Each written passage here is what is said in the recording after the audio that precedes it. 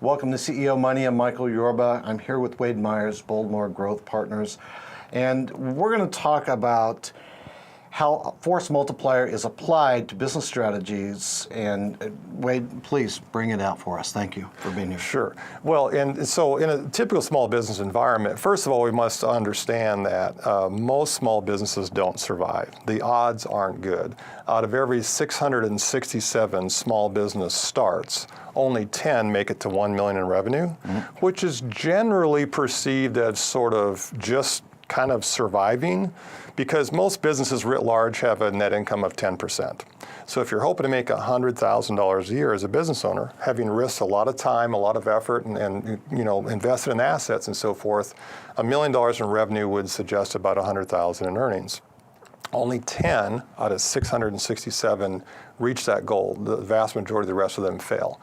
Only 1 out of 667 makes it to 10 million or more in revenue, which is a sense of you have enough bulk that you're probably considered you're thriving, right? So first of all, there is a real issue here. It's like Houston, we have a problem, right? I mean, this isn't good. Why is this? And there's a whole number of reasons that we can unpack for that failure. And one of them is what we talked about with force multiplication, is a lack of rigorous analysis, dynamic synthesis, bold strategy, and decisive execution. But one of the things that I've been studying on failure, because I've experienced my own failures, and especially in my first several startups. I love the saying which says wisdom comes from experience, and experience comes from making mistakes, right? Well, I've made a lot of mistakes, and so therefore hopefully I'm somewhat wise.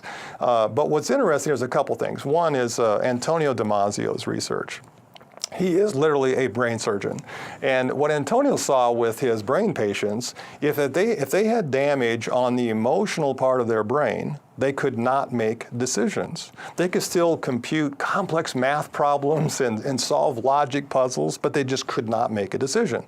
So many people have heard of Simon Sinek and his Start With Why and how we make decisions emotionally. That really comes out of Antonio Damasio's research that says we always make decisions emotionally. And then we tend to fill in a little bit of analysis to convince ourselves that we're right. Yep, I was right. I made the decision emotionally, right? And so then Daniel Kahneman is a Nobel Prize winning economist, and he's a behavioral economist. So he focuses on what drives human economic behavior. And he goes on to say, well, here's what's strange. We do very little analysis, and then we make huge intuitive leaps. And I kind of say it's like this, Michael. I'll see a lot of business plans that'll say, the market I'm chasing, it's huge. And I'll say, can you define huge, right? Is there some definition? And there might be like one USA Today quote that it's going to be $1 billion in market size. It's like, can we do a little more analysis on that, right? And here's what's funny. So Kahneman goes on to say that the optimism, the entrepreneur's optimism, is the riskiest part of a new venture.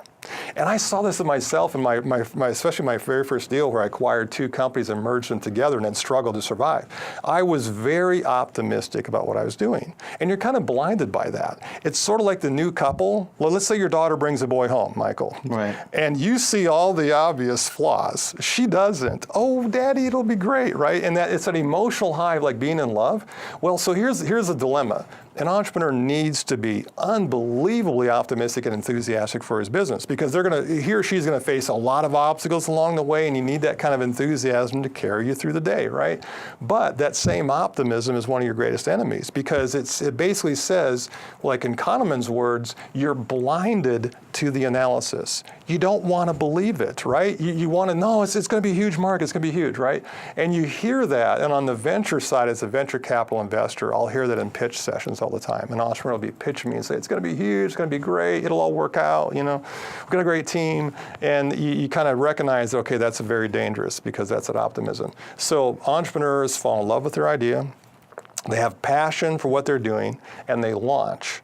and they haven't done rigorous analysis. They don't fully understand what customers want.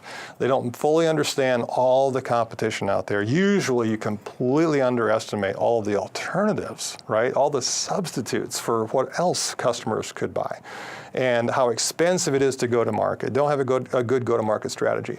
And strategy it's an overused term, right? Strategy is one of those terms that everyone uses. I got a business strategy. Well, what they usually mean is they kind of have a vision or a mission. I serve this, I solve this issue. That's not a strategy. That's a mission. So I kind of go back to the mission is the purpose of the business. What problem do you solve? The vision is what you're trying to achieve, and the strategy is how you're going to get there. But if you don't go back and look at the battlefield analysis of everything on the battlefield and understand all of that, and if you don't synthesize all of that information and come up with a strategy to say this is how we will win, I mean, if you go back to the Areta and Entebbe example, the precision of how they practice came out of the bold strategy of what they needed to do. Because they said the minute we land, and they landed at night at the airport at Uganda, the minute we land, we assume they're alerted to our presence. And we've only got seconds to take out the control tower, because we know it's guarded with machine guns, and seconds to kick that door into the building where the Jewish hostages are being held, right? And so the strategy outlined exactly what they're going to do. The tactics was sort of the step-by-step tactics that we know we had to be able to change on the ground, and so therefore decisive execution. So to wrap all of that together, when an entrepreneur enters into a small business, it just kind of launches, it's going to be great, and they're optimistic and enthusiastic, and I have been there, right? I recognize this in myself. And we dismiss the analysis, like Kahneman would say. We really don't want to see it. We don't want to hear about it, right? And it's really hard to accept criticism. I see this all the time in entrepreneurs. Hey, have you ever thought of, well, no, they get kind of defensive, and me too, right? We want to defend our ideas, right?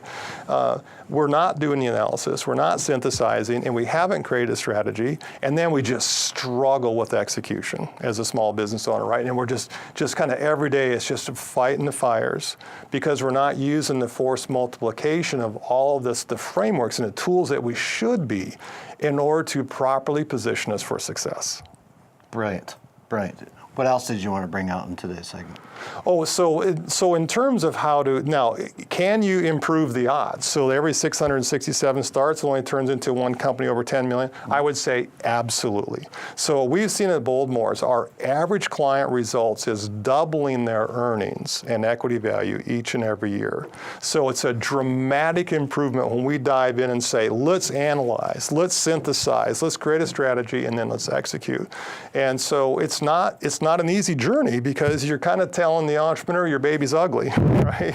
And so they need to hear that. Yeah, and that's a difficult situation as well. The relationship has to be one that there's enough of a degree of trust and respect that they actually open up to listen. Don't you find that if people don't understand that there are flaws in their plan, that they're dooming themselves to failure? And they're not opening it up to somebody else coming in and say, well, wait a minute, this is the outside looking in? Yeah, so here's another issue, Michael. It's called the entrepreneur's dilemma. And Dunning-Kruger are two professors that have done all this research, and you may have heard of this. It's kind of the four quadrants. There's unconscious incompetence, there's conscious incompetence, there's conscious competence, and unconscious competence. Mm-hmm. So think of it as this way. No entrepreneur has ever run a business before when they do their first launch, their first startup. So we all start in the quadrant of we're unconsciously incompetent. We have no idea what we don't know, right? Yeah. And then the struggle is to become at least aware of our incompetence. Oh, wow, I don't know how to sell. I'm pretty good at the ops, but not sales and marketing. But in this quadrant, so Dunning-Kruger had done all this research. In the quadrant of unconscious incompetence, you can't recognize competence in others, because you're unconscious. You don't really know what competence looks like. And in many cases, we'll come into a small business environment and they'll say, we have a great team. The owner will say this, fantastic team.